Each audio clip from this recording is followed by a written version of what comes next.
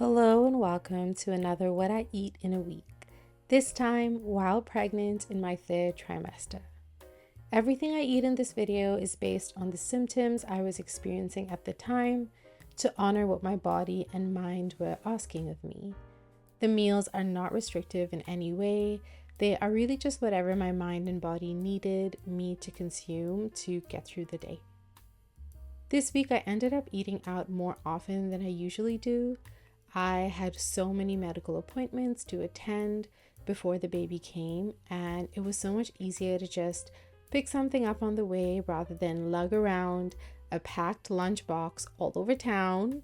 A mild inconvenience to a non-pregnant person can easily become the end of the world to a pregnant person, just saying. Okay, let's dive into the week, starting with Sunday because that's when I decided to start filming. I barely slept the night before and I had a big day ahead of me, so I started the day with coffee. I'm no coffee drinker, but I drank a lot of iced coffees while pregnant because of how cooling they felt for my overheated body. Along with the iced coffee, I had a couple fried eggs on toast with mushrooms at the side. I've been trying to eat more savory breakfasts for at least 3 out of the 7 days in a week, because this can help regulate my sugar levels throughout the day. A couple hours later, I decided to have a second breakfast, some pumpkin seed granola that I made with added flax seeds, roasted almonds, and sliced banana.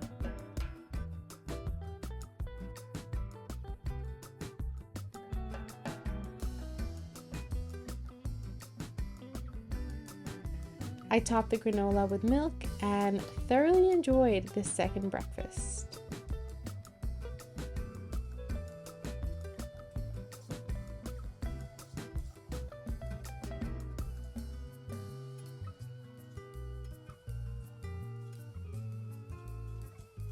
For lunch, I wanted to go with something light, so I made a chicken salad with lettuce and cucumber, and roasted chicken, sweet potato, and eggplant. I topped this off with a hummus dressing, and that's it, ready to eat.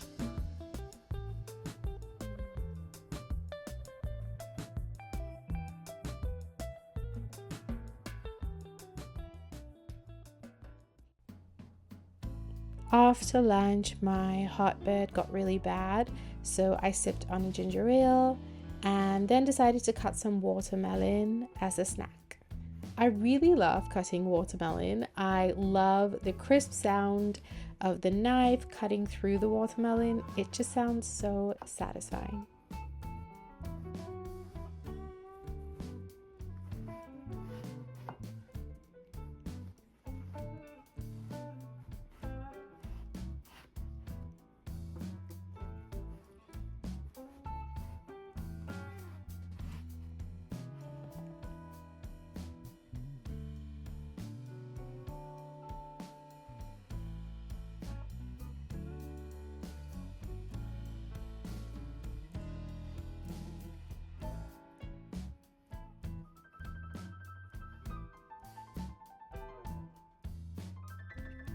I'm pretty picky about my watermelon and like to get rid of all the white bits from the rind. Watermelon is my favorite fruit and I just want every mouthful to be sweet, crisp, and juicy.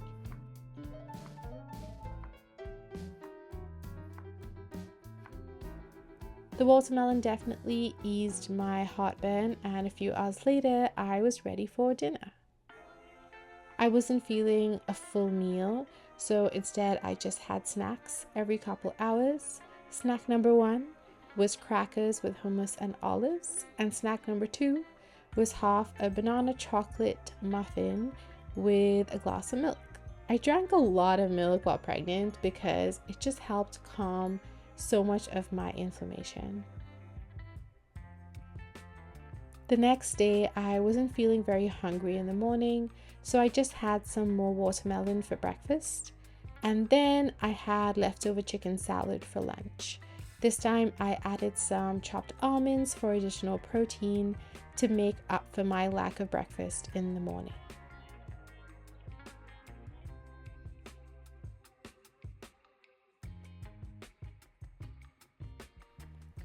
For dinner, I decided to make congee.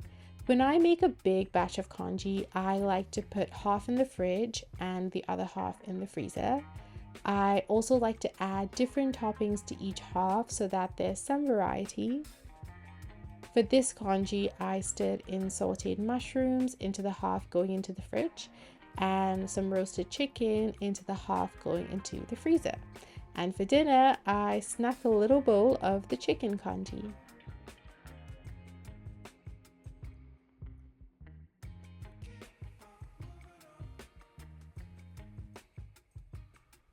I got hungry a few hours later, so I had some chips with Greek yogurt as a dip.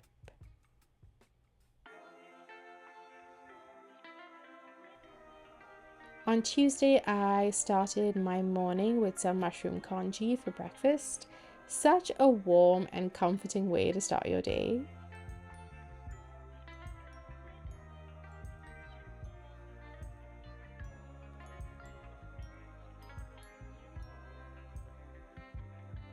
After the congee, I didn't really feel hungry during lunchtime, so I just sipped on a mango milk tea from our local bubble tea store. For dinner, I decided to make beef pot pie. This recipe uses a lot of shortcuts, so it's great for people who don't have a lot of time to cook. I started by browning some beef in olive oil. I like to slice the block of beef before it goes into the pan to save me some time breaking the mince up later. I also like to leave the mince untouched for a few minutes so that the bottom side gets some really nice browning.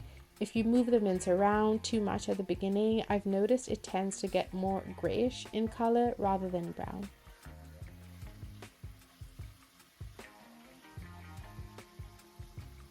Once the mince was browned on one side, I broke it up and stirred to make sure every part got cooked.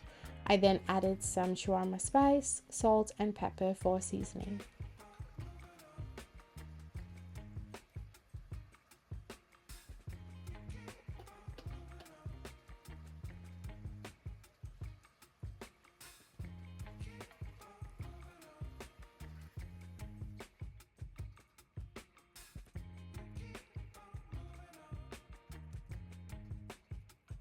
Once the mince was fully cooked, I scooped it up and set it aside.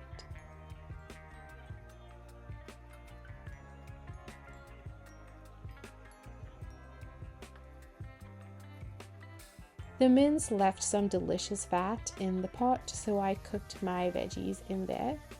I used my food processor to chop onions and bell peppers so that I wouldn't have to sit and do that by hand.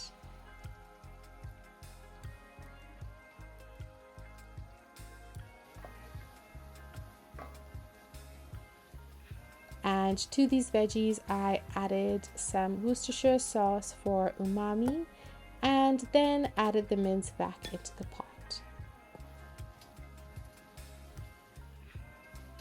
I mixed it all together and then added some leftover beef gravy and mixed vegetables from a can and also some frozen spinach.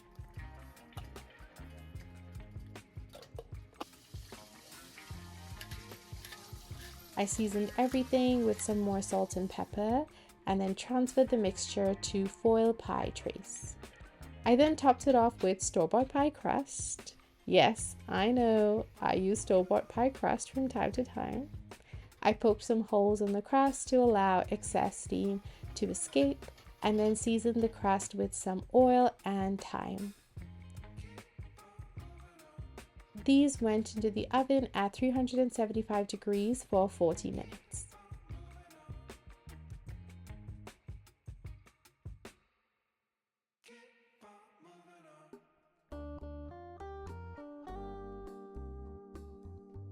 The pot pie was so flavorful because of the shawarma spice, but I definitely paid for it later when the heartburn kicked in. I sipped on yet another ginger ale, and that helped ease my tummy enough for a late night snack of protein laddus that my godmother sent for me. They're made with so many lentils and beans and are surprisingly very delicious.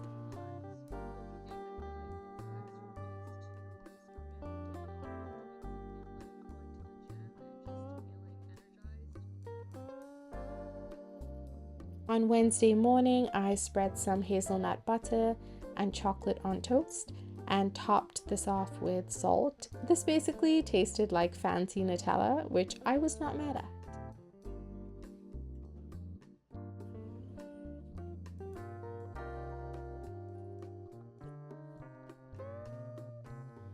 I had lunch near my doctor's office, some fish and chips with coleslaw at the side, and of course Coke to help with my heartburn.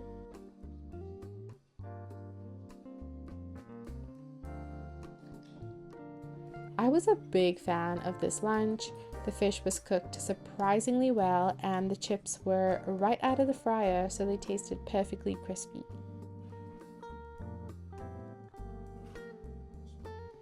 After my appointment, I walked through the neighborhood and came across these beautifully painted flower beds.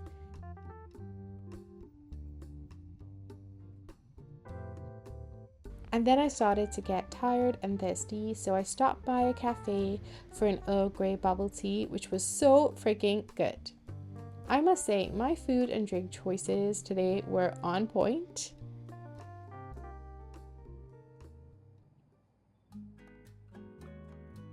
For dinner, I had some leftover beef pot pie. Yes, I most certainly use my tummy as a dining table. You have to take advantage of the perks of pregnancy.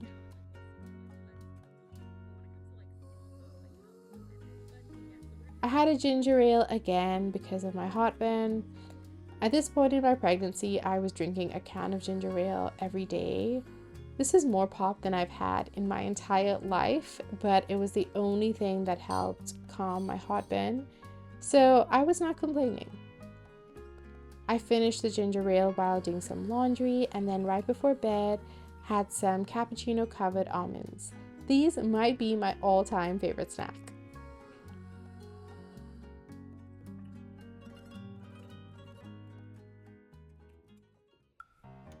For breakfast the next morning, I had some leftover vegetable soup from my fridge and yatejan at the side from my freezer. I love to make yatejan in big batches to freeze for later. They are such an easy and delicious way to add more veggies to a meal. I started having soup for breakfast after transitioning into more savory breakfasts, and I gotta say, it's like a hug for your belly in the morning. Big fan. I had another appointment today, so before I headed out, I added veggies to my slow cooker to make a stock for later that week, and I also whipped up an iced coffee for the road. Today I made my coffee with Nescafe instant coffee powder, brown sugar, and a little hot water. I stirred that and then added ice.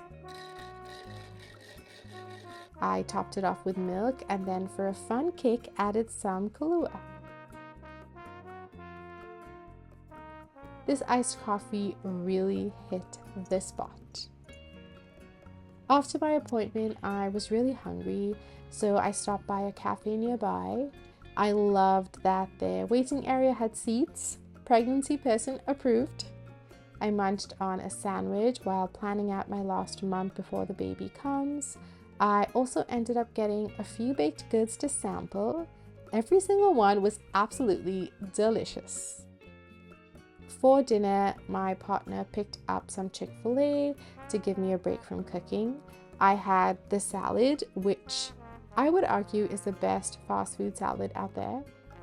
There's so much creaminess and crunch to their salad, which are two essential components for a bomb salad.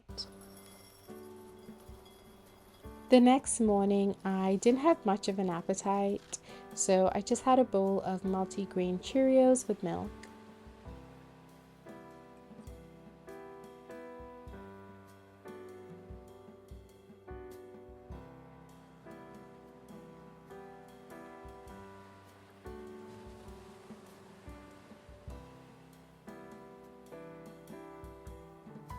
I wasn't feeling much better at lunch, so I had more of a snack, some crackers with hummus, and then I munched on some chocolate-covered almonds and clusters. I had another appointment today but was already feeling really exhausted, so I made another iced coffee to go. This time I added some chocolate spread to the coffee, making it more of a mocha.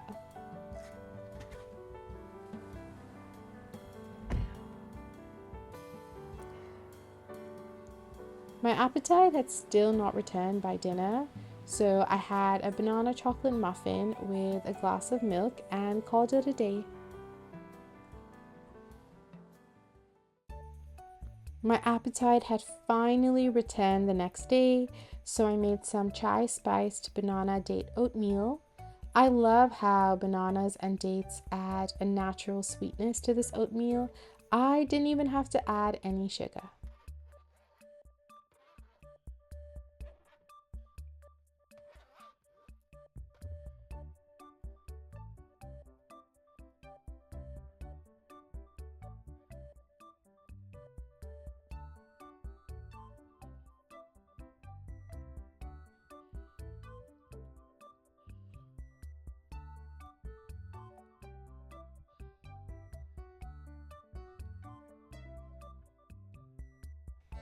I was really feeling this breakfast and my appetite stayed high throughout the day. I had some chocolate covered biscuits as a snack before lunch and then made some vegan spaghetti bolognese for lunch. This recipe is super easy, especially for how flavorful it is. I started by sauteing onions and then added some veggies and walnuts, which I pulsed in the food processor. I stirred this up until most of the water from the mixture evaporated and then added in red lentils, vegetable stock that I made earlier that week, and oregano. I then blended some whole tomatoes from a can in the food processor to break them down and added the tomatoes to the pot as well. I finally seasoned with salt and pepper and simmered this for an hour, and then I served it over spaghetti. Sadly, my heartburn returned right after this meal, so I had some ginger ale, hoping it would subside, but alas, for dinner I ended up having a small bowl of vegetable chips and an ice cream sandwich. And that brings us to the end of this week. Thank you so much for sticking with me till the end of this video. I wanted to make a what I eat in a week video because I think it's so important that we pour intention into our relationship with food. I know that the world has complicated our relationship to food and cooking with unaffordable grocery prices, fast-paced capitalism, and diet culture. But I hope we can still take baby steps to fostering a nurturing and nourishing relationship to food by expressing gratitude for the food that arrives into our homes, setting aside time to prepare our meals with love, and respecting our body's needs and wants when deciding what to eat. Okay, that's enough for me. I'll see you in the next video. Bye!